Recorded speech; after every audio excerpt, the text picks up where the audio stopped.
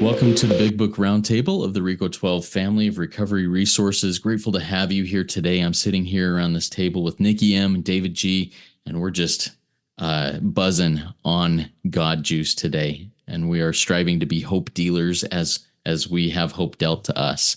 Nikki, why don't you take just a minute, introduce yourself? Hi there, and I'm so grateful to be here at the table with my two favorite people right now in this moment.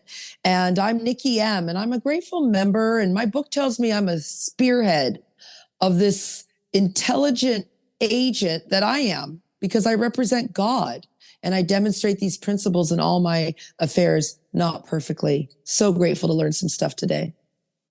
Thanks, Nikki. David, introduce yourself, please. Hey, Justin. Hey, everybody. My name's David G. from Oklahoma. I'm an alcoholic addict of many sorts, recovered from the peculiar mental twist that we'll talk about here in a bit, and just really grateful to be here with you two guys. Thank you so much. Thank you, David. And I'm Justin B. I'm sitting here in Spokane, Washington. It's a beautiful spring morning. The blossoms are coming out. The smells of spring are in the air, and the leaves are starting to burst on the trees. And I'm loving this time of year. And that's how I feel about recovery. It can always be a new beginning every day, and it's a beautiful thing. All right, let's jump into reading today. We're going to continue in the chapter more about alcoholism, starting on page 33. Last time we read about the man of 30, and today we're going to continue a little bit on that and developing into the next, over the next pages, we're going to be developing that a little bit more. So starting on page 33, everybody grab your big book, your fourth edition, turn to page 33, get your highlighters, your markers, your pens, paper, whatever. Let's dive in. Let's take some notes and learn something. Here we go. Young people may be encouraged by this man's experience to think that they can stop, as he did, on their own willpower. We doubt if any of them can do it, because none will really want to stop, and hardly one of them, because of the peculiar mental twist already acquired, will find he can win out. Several of our crowd, men of 30 or less, had been drinking only a few years, but they found themselves as helpless as those who had been drinking 20 years. To be gravely affected, one does not necessarily have to drink a long time, or take the quantities some of us have. This is particularly true of women. Potential female alcoholics often turn into the real thing and are gone beyond recall in a few years. Certain drinkers who would be greatly insulted if called alcoholics were astonished at their inability to stop. We, who are familiar with the symptoms, see large numbers of potential alcoholics among young people everywhere. But try and get them to see it. As we look back, we feel we had gone on drinking many years beyond the point where we could quit on our willpower. If anyone questions whether he has entered this dangerous area, let him try leaving liquor alone for 1 year. If he is a real alcoholic and very far advanced, there is scant chance of success. In the early days of our drinking, we occasionally remained sober for a year or more, becoming serious drinkers again later. Though you may be able to stop for a considerable period, you may yet be a potential alcoholic. We think few, to whom this book will appeal, can stay dry anything like a year. Some will be drunk the day after making their resolutions, most of them within a few weeks. For those who are unable to drink moderately, the question is how to stop altogether. We are assuming, of course, that the reader desires to stop. Whether such a person can quit upon a non-spiritual basis depends upon the extent to which he has already lost the power to choose whether he will drink or not. Many of us felt that we had plenty of character. There was a tremendous urge to cease forever, yet we found it impossible. This is the baffling feature of alcoholism as we know it, this utter inability to leave it alone, no matter how great the necessity or the wish. How then shall we help our readers determine to their own satisfaction whether they are one of us? The experiment of quitting for a period of time will be helpful, but we think we can render an even greater service to alcoholic sufferers and perhaps to the medical fraternity. So we shall describe some of the mental states that precede a relapse into drinking, for obviously this is the crux of the problem. What sort of thinking dominates an alcoholic who repeats time after time the desperate experiment of the first drink? Friends who have reasoned with him after a spree which has brought him to the point of divorce or bankruptcy are mystified when he walks directly into a saloon. Why does he? of what is he thinking. And there's a lot there, and we've got a lot to cover in a fairly short period of time. But I'm really excited to jump into this. Nikki, as we go through that, what are some of the things that you would like to touch on that we read? You're right. That's a lot. I mean, I chair a lot of meetings. I start a lot of meetings too. And it's like I said the other day when I was speaking somewhere, I said, you can just sit on one sentence for an entire year in this book and just really chew it, think about it, and believe it. But there's so much here. Let me just skim through it. And I can't wait to hear our friend David also. Young people, actually, I start to think about all the young people who are not well in this world. If you're listening, we're in 2024. And there's a lot of young people who, with their own willpower, my line out says lies. And why? Because, here it is. This is the chapter. Look at the top of the page. It says more about alcoholism. I really want to talk about this from the point of an Al-Anon, because I don't even know this is happening to me. I grew up in an alcoholic household. So it's like none will really want to stop. Well, I don't even know what's happening to me because my addict life is my only normal one. It's normal for my mom's been married so many times. I've had 3 last names from stepdads, it's crazy. And so it's like, I don't even know I want to stop this peculiar mental twist. This is normal to me, this life of alcoholism, this life of addiction. I didn't even meet my real biological father till I was 18. I didn't even know what he would look like, so this is a real deep thing. And it says to be gravely affected by what? By alcoholism, not just by drinking. This is to be gravely affected by the family disease of alcoholism. It says one does not necessarily have to drink a long time. Justin, you've never even had a drink. So some of us don't even need to pick up drinks. I don't need to get blackout drunk, or take quantities. This is why I really want to talk from Al-Anon. And it says, particularly for women, we don't even know this is happening to us. And if you're an alcoholic woman, it's true. Because in my disease of my sex and love addiction, wow, because our behavior patterns vary so much. This is what this is talking about. We read that on page 22. It's like few years, lots of years, up and down, black and white. It so varies. And I when I was reading this, it's true of women. It happens because we have so many things on us. I mean, not that men don't, but we're here in a disease, giving birth, getting our periods, in menopause. I mean, you name it, we've got it. And it's not easy. And then we're gone beyond recall in a few years. That's what happened to me. I was living this normal life. I could get under someone to get over someone. I was, my life was good. And then all of a sudden I am ready to kill myself and kill someone else. I don't even know who I am, and I'm familiar with the symptoms. This goes real deep. This goes real deep. And then try and get them to see it. Well, parents, try and get your kids to see something. How is God getting us to see this? Someone told me the other day, I think I mentioned on here somewhere else. It's like, why have I been gifted this disease of alcoholism addiction? It was the only way I would get to God. This is the only way, is suffering so deeply in this disease of alcoholism that I would get to God. And if I go down there's so much here. If I go down a little further, it's like, we are assuming, of course, that the reader desires to stop. And I like to ask people, why else are you in this book? Why are you in a program? There's other ways to get better. Go and do all those human aids. Because if you're not serious about a life change, why are you going to even read this book unless you have a desire to stop? And this, as I see non-spiritual basis, this is real radical stuff. We're beyond human aid. It's not going to work. And, down further, quitting for a period of time, will be helpful.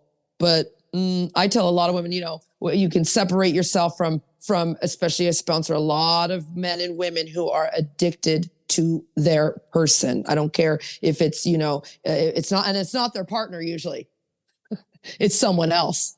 And it's like, okay, can you delete them from your phone? And they'll go a minute and then they can't. And it goes crazy. Why? That mental state. I can't live without you. That's where I was. And I had my big house, my beautiful kids. I had a pretty dream life on paper, but I couldn't live without this guy. It was nuts. And it proceeded into a relapse of destruction for not just myself, my entire family.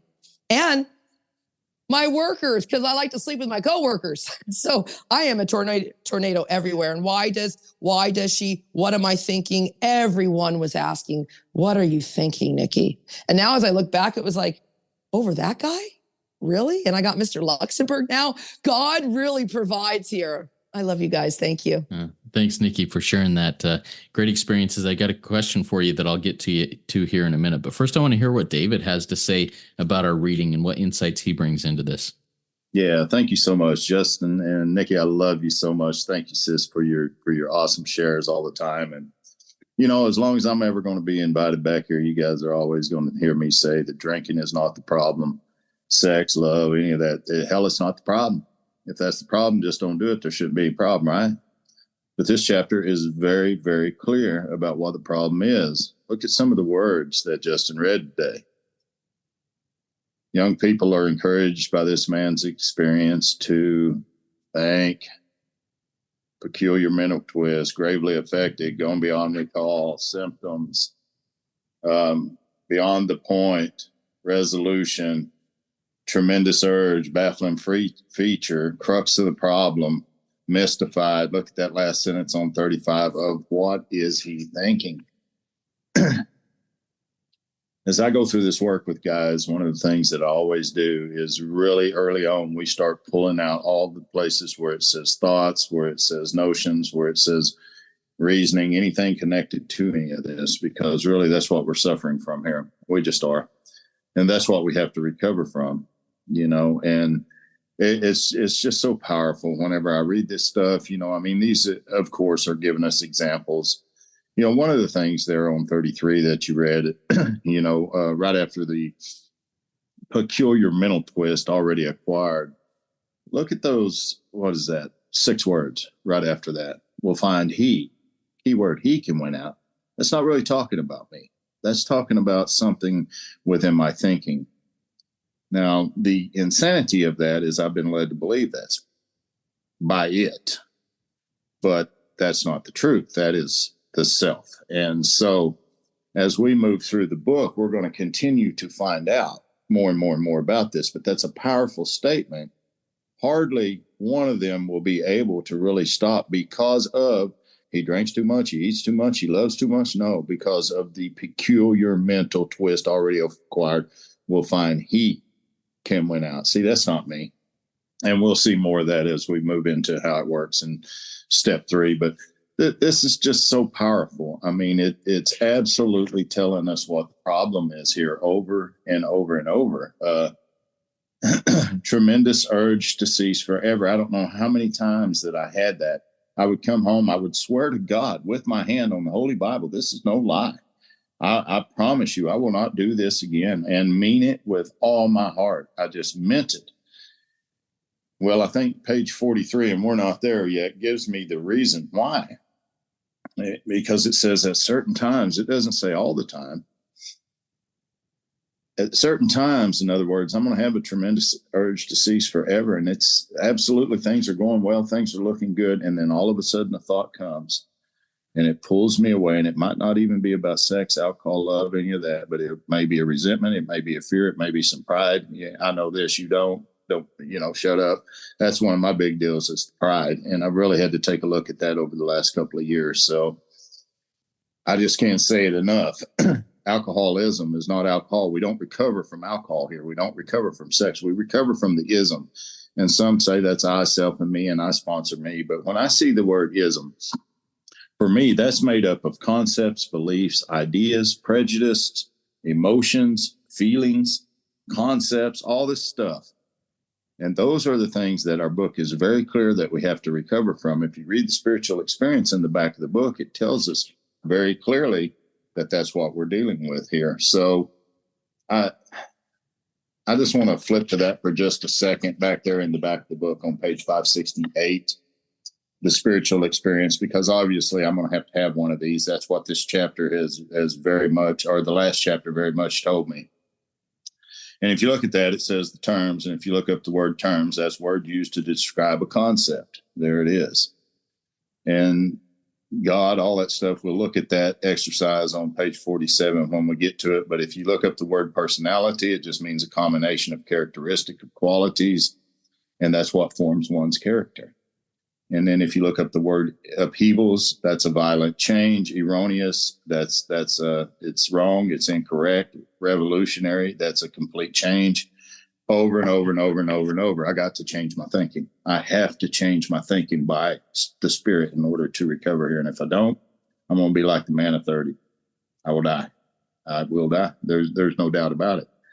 And so I'm going to stop right there. But I really appreciate you asking me to share and be here today, Justin. And thank you so much for your service. Yeah, thank you, David. And I've got a question for you too, but we'll get to that here in just a minute. Let's go to Nikki. You said that you have been gifted the disease of addiction, of alcoholism. How did and when did that perception change from you had been the victim of alcoholism, a victim of addiction, to this is a gift in my life? And how and what does that change in your own life? Oh, that's a powerful question. And I hope other people are going to ask themselves that same question. Because remember, I come in here, especially in Al-Anon. I mean, that's how I entered the rooms 12 years ago in Al-Anon, because I'm a child of, of an alcoholic and this and all these things. And look what he's done to me. And I was dating an alcoholic, all these things. So when did it happen? Well, when I got armed with the facts about myself, when I got armed with the facts about this book, when I got armed with the facts about this disease of alcoholism. And most importantly, I think what happened is when I really started sponsoring. This is a 12-step program. And I think it was the last episode, David G said, discipline means discipleship. And we are disciples. And so I come in here. And so when did I realize it was a gift? When I started becoming a disciple, and then other people started becoming a disciple with me. Now, I have a sponsee right now, and she loves money and men like me. Well, no, she's not but she's a fellow, actually. She's my grand sponsee. And long story short, we were talking, and I said to her, because she doesn't really understand concepts except money. And I said, this is like multi-level marketing for God when you work 12-step, okay? Now, just everyone keep an open mind here. I come in, I get this gift. And so I keep bringing in other people, and they bring in people. But as they bring in people, I'm getting all their gifts too. So I'm getting not only my paycheck, but I'm getting all my sponsees' paychecks. And the more this multi-level marketing for God expands out, I only see gifts. I see the disease of alcoholism as the greatest gift of all. I mean, and why? Because here's a big promise. Well, there's so many, but page 13, let me just read it. I don't want to mess it up. My common sense has become uncommon sense. So it's common sense for me to say alcoholism and I mean, be driven by 400 forms of madness. So uncommon sense is to say all these problems, all these deaths, all these things that I've experienced in this disease of addiction is the greatest gift I've ever had. How about this? Page 124. You mean my past is my greatest possession? My past is my disease of alcoholism. So yes, I believe my book. When did it happen? I can't tell you the exact day, but it certainly didn't happen the first decade I was here.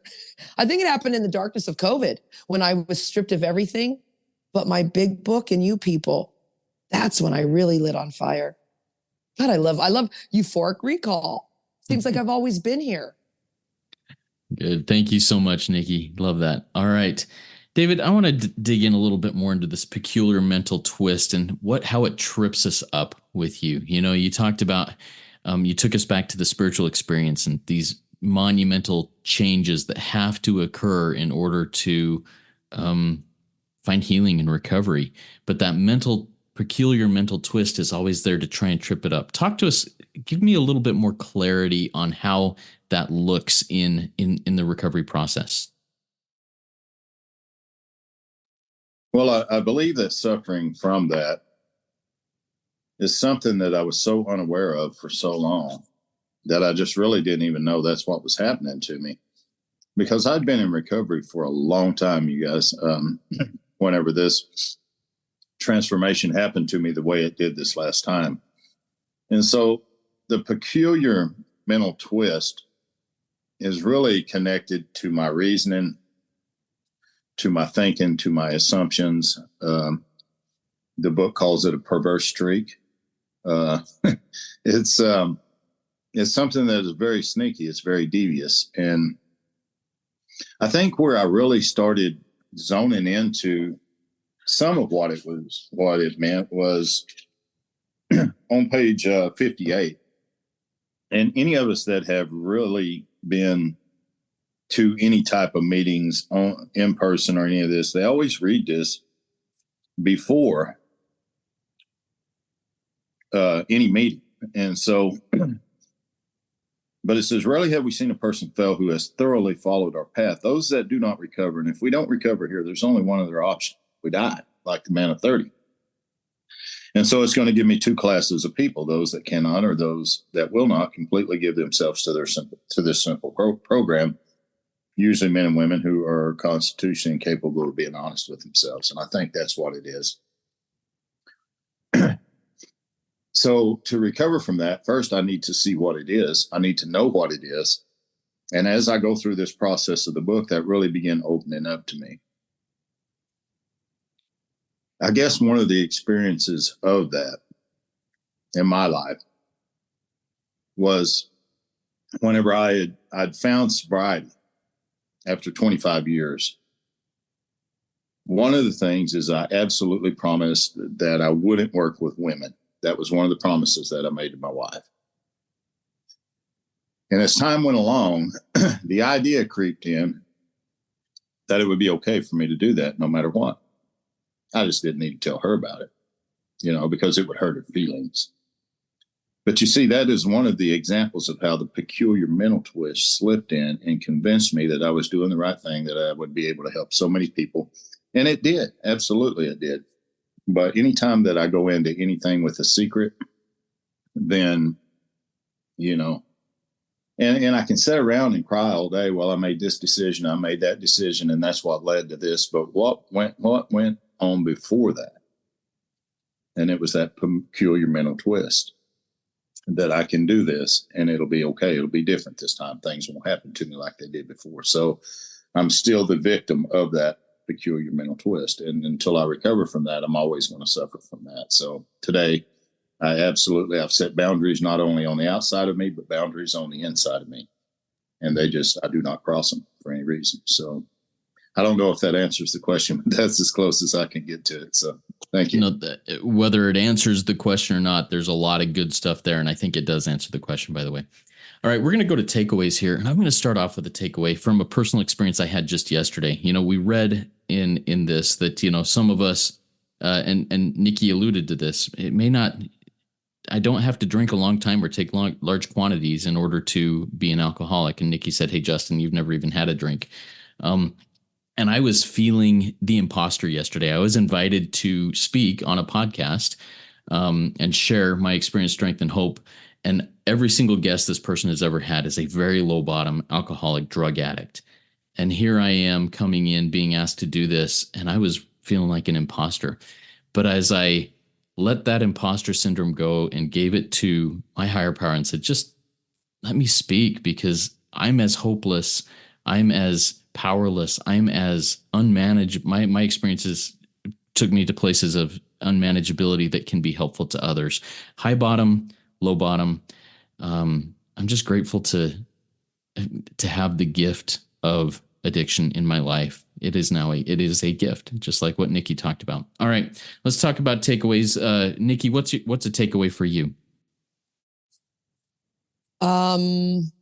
What sort of thinking dominates And it's not just an alcoholic, everybody. What sort of thinking dominates anyone that I'm in contact with? And then now I'm armed with the facts more about alcoholism.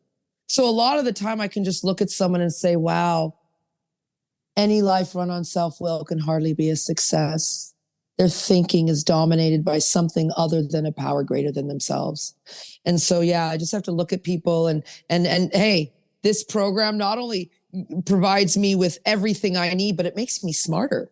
Thank you. We're geniuses here. Love it. Hey, David, what's a takeaway that you have? All right. It's probably found in the middle of the book there on 34, what you read here today.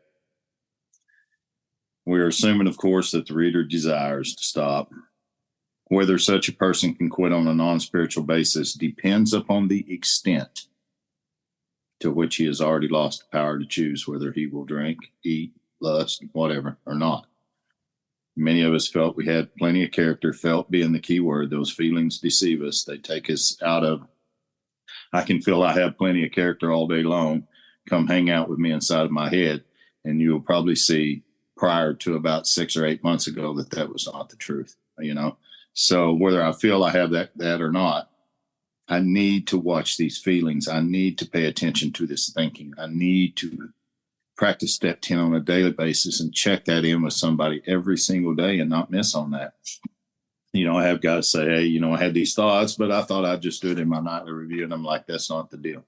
That wasn't the deal when we started this work. And, my sponsor's not going to let me slide with that. And I'm not going to let you slide with it either. We either stay on top of this, or at some point up through this process, that thinking will come back and convince me that I can do things that I know I can't. And so, but for me, that would be a takeaway today for sure. So thank you, Justin. Thank you, David. Thank you, everybody, for being here, listening to this. Thank you, David and Nikki, for gathering around this virtual roundtable with me, opening my eyes. It is just becoming more and more apparent in my own life that God does for me and for everyone that which we cannot do for ourselves if we desire it, assuming, of course, that we desire whatever that is. And what a beautiful thing that is. Everybody keep coming back. You are worth it.